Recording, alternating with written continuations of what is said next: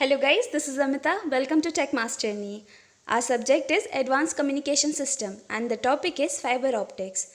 Today we are going to discuss about the sources, the photo sources which is used in the optical fiber communication. So let's discuss it. Photo sources are majorly defined into laser and the LED. In the previous lectures, we have discussed about the laser and the LED. Their basic property that laser is a monochromatic light source जिससे single रे निकलती है and LED is consist of light spectrum, light rays, number of rays. So it is a chromatic and it occurs the chromatic dispersion and with the single light source that is a laser, it is used to travel the long distance. So these are the phenomena of laser and LED. So we will discuss about some important formula and what type of questions are asked in the examination. So let's see. First of all, if we talk about LED formulas, so this one is internal efficiency formula. So in this one, it is your recombination rate. Tau आपका represent कर रहा है recombination rate को. First आपका जो tau are है वो आपका रेडिएशन की रिकॉम्बिनेशन रेट क्या है उसको बताएगा पर यूनिट वॉल्यूम में, बिकॉज आप कैसे डिफाइन करते हो, आपका जंक्शन है, जंक्शन में आपका स्पॉन्टेनियस एमिशन के कारण जितना भी ज़्यादा जनरेट हो रहा है, देन इसके बाद में आपके तो ये आप ये वॉल्यूम के हिसाब से आप देखोगे कितने फोटोन्स जनरेट हुए हैं और कितना वो लाइट सोर्स एमिट कर रहा है, तो उस तरीके से आप रेडिएशन को आप कैलकुलेट करने वाले हैं. नेक्स्ट इज तो यूनिट वॉल्यूम पर निकालेंगे आप. तो यहाँ पर जो टाउ है, tau is your radiation recombination rate and tau n r यहाँ पर इस फॉर्मूले में यहाँ पर डिफाइन है. टाउ एन आर आपका जो नॉन रेडिएशन वाला जो एरिया रेट होगा इन सच अ वॉल्यूम जहाँ पर नहीं हो रहा है पूरे जंक्शन में, तो पूरे में तो नहीं होता है रिकॉम्बिनेशन, कहाँ कहाँ हो रहा है और कहाँ पर नहीं हो रहा है इससे आप कैलकुलेट करोगे. And tau is nothing, tau is calculated like this, ये पैरेलल कॉम्बिनेशन से निकलेगा टाउ आर और टाउ एन आर के. Okay. Now here is one more important formula, that is internal power is calculated by efficiency into h. H is your Planck constant, c is your velocity of light, that is 3 into 10 to the power 8. Next your I is your current, a photo current, E is your electron and h is the lambda wavelength you are working with. Next if we talk about optical power, what is generated in the LED, so it is calculated by this formula. In this formula we are talking about the emitted power. Emitted power क्या होगी, हमारी जो photon की power होगी वही हमारी emitted power होगी. उसको निकालने के लिए पहले हमें अज्यूम करना है कि सबसे पहले हमारा एक फैब्रिकेटेड मटेरियल है. अगर हम ऑप्टिकल की बात कर रहे हैं तो यहाँ पर हमारे डायरेक्ट बैंड गैप वाली चीज़ें आएंगी. वो क्या होते हैं जो डायरेक्ट लाइट के फॉर्म में हमें एमिट करते हैं, दैट इज़ गैलियम आर्सेनाइड को यूज़ करेंगे हम या फिर इंडियम फास्फेट जैसे मटेरियल को यूज़ करेंगे और उससे फैब्रिकेशन करेंगे. एक लो रिफ्रैक्टिव इंडेक्स से कोई भी लाइट रे आएगी और तो उस लो रिफ्रैक्टिव इंडेक्स में, उस मीडियम में उसका रिफ्रैक्टिव इंडेक्स क्या होगा, एन होगा. लेट्स सपोज एन होगा.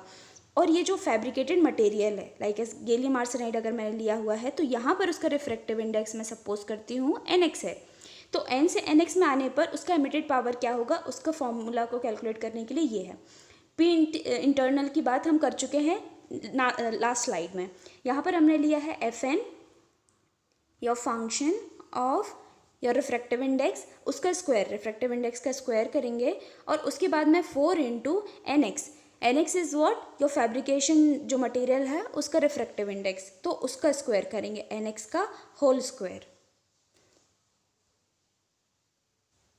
ये सारे फॉर्मूले काफ़ी रेयर हैं, अभी तक पूछे नहीं गए हैं, so it may be asked. Next formula आपका होता है रेडिएशन निकालने के लिए. तो रेडिएशन निकालने के लिए आपका एफिशिएंसी का फॉर्मूला है, देन इसे में इनटू आप करंट करेंगे एंड अपॉन आप करेंगे इलेक्ट्रॉन्स को. उसकी वैल्यू आपको पता ही है 1.6 into 10 to the power -19. Okay, आप इसकी वैल्यू को लिखेंगे. देन इसके बाद में एक और फॉर्मूला आ जाता है पी इन और पी आउट निकालने के लिए. तो पी ई जो आपका इनपुट है जो कि एमिटेड है और आउटपुट आपका क्या निकल रहा है और वो एक्सपोनेंशियल फंक्शन होगा, बिकॉज आपको पता है कि ये क्या है, एलईडी भी एक पीएन जंक्शन डिवाइस है. तो यहाँ पे जो करंट फॉर्म होती हैं वो एक्सपोनेंशियल टर्म्स में फॉर्म होती हैं. So this is the formula to calculate.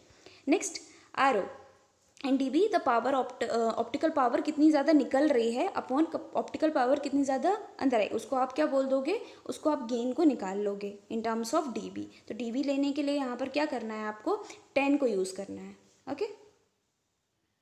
Now we are talking about the response. किसका अच्छा होता है, लेज़र का अच्छा होता है या एलईडी का होता है? पहले अगर हम एलईडी के बारे में बात करते हैं तो एलईडी में मेजरली आपका रिकम्बिनेशन पे ही सब कुछ डिपेंड है। कितना ज़्यादा रिकम्बिनेशन, होल्स एंड इलेक्ट्रॉन्स का रिकम्बिनेशन होगा और वहाँ से लाइट एमिट होगी, तो बहुत इंपॉर्टेंट है। उसके लिए क्या इंपॉर्टेंट है, उतने ज़्यादा माइनॉरिटी कैरियर्स होना इंपॉर्टेंट है। जितने ज़्यादा माइनॉरिटी होंगे मेजॉरिटी के साथ में क्लब करेंगे और आपकी लाइट एमिट होगी। अब यहाँ पे और डोपिंग उसके लिए सबसे इंपॉर्टेंट होता है। तो कोई आपसे पूछेगा कि सबसे इंपॉर्टेंट क्या होता है किसी भी डिवाइस का, एलईडी का रिस्पॉन्स जानने के लिए, तो उसका हम बोलेंगे कि इसमें मेजॉरिटी माइनॉरिटी कितना है और इसमें डोपिंग कितनी है।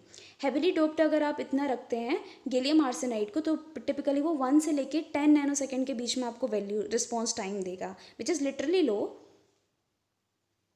नाउ वी सी कि एलईडी का जो स्पेक्ट्रल लाइन विड्थ होता है, स्पेक्ट्रल लाइन विड्थ क्या होता है कि आपने जैसे देखा होगा अलग अलग कलर के स्पेक्ट्रल ऐसे लाइन बनते हैं, तो इनकी विड्थ कितनी होती है, आपको कलर को हम अगर हमको फ्रिक्वेंसी डोमेन में देखना तो हम उसके स्पेक्ट्रम्स बनाते हैं।